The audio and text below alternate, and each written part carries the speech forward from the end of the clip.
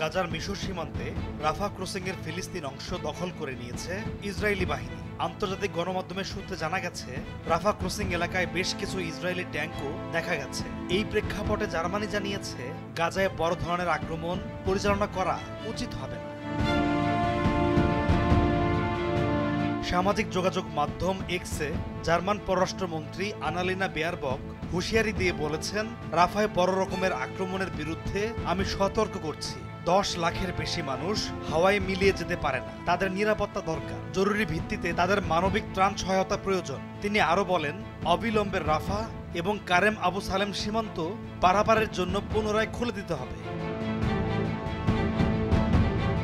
মার্কিন গণমাধ্যম সিএনএনকে ফিলিস্তিন কর্তৃপক্ষ জানিয়েছে, বর্তমানে রাফা ক্রসিং দিয়ে সকল ধরনের পারাপার বন্ধ রয়েছে। ফিলিস্তিনের সশস্ত্র গোষ্ঠী হামাস ইসরায়েলের সঙ্গে যুদ্ধবিরতি চুক্তি মেনে নেয় গত রাতে ফিলিস্তিনিরা উচ্ছ্বাস প্রকাশ করেছিলেন। তারা আশা করেছিলেন, একটি যুদ্ধবিরতি কার্যকর হলে ফিলিস্তিনের রাফায় ইসরায়েলি আক্রমণ হয়তো থেমে যাবে। কিন্তু কিছু সময় পরই ইসরায়েলি বাহিনী গাজার রাফায় বিমান হামলার প্রস্তুতি নেয় এবং শহরের কিছু অংশ থেকে আশ্রয় নেয়া ফিলিস্তিনিদের রাফা ছেড়ে যাওয়ার নির্দেশ দেয়।